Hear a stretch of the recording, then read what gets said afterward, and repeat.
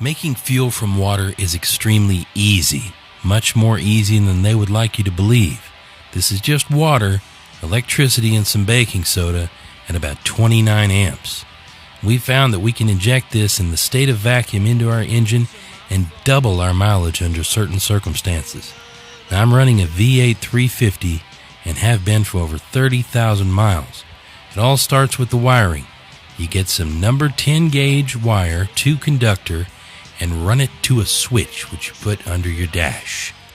I am using a regular 120 volt light switch which is rated at about 20 amps at 125 volts. I'm only running at about 13.8 volts DC. The switch is not worn out or burned up yet. It seems to work flawlessly. This is the ground wire that I connect to my frame. If my battery was over here, I would have put it to my battery just for convenience. Now I'm going to set the jug right here next to the master cylinder. I just happen to have room for a gallon jug. This is the vacuum line that goes to your carburetor. This is the master cylinder here that is your brakes, controls your braking.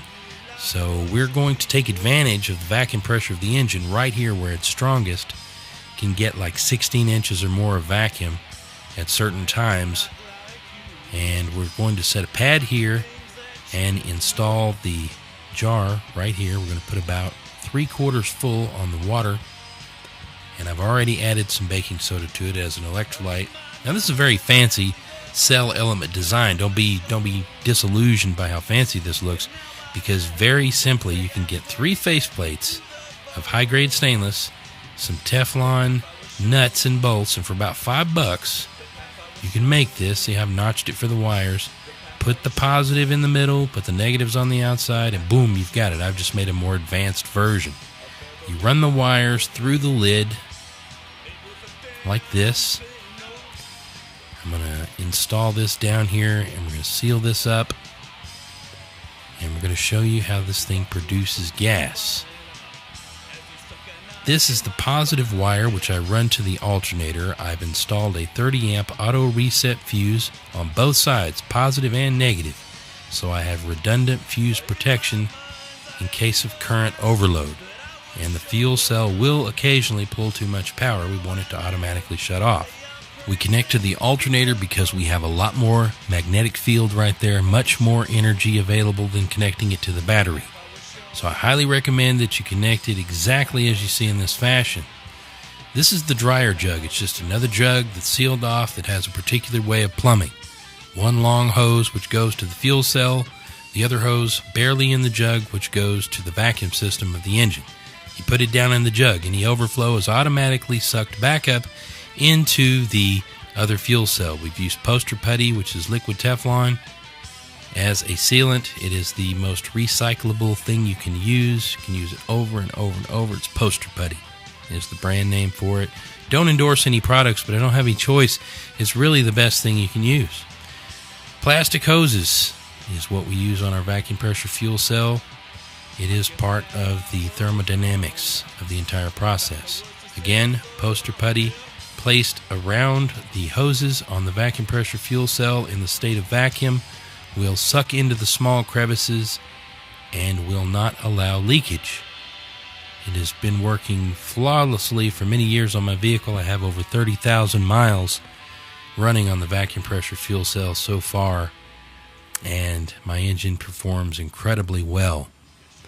It's a little tacky at times. When it gets hot, it will really seal well. This shows you some of the production in the vacuum state. That's a lot of hydrogen oxygen gas. It's enough to actually cool the water. There's 25 amps right now flowing through there, and we want to run it as close to 30 amps as possible. You can see a tremendous amount of gas.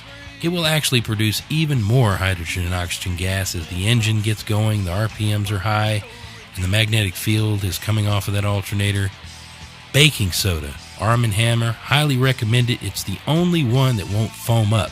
Cheap stuff, you'll end up with foaming in the water, and you don't want foamy water.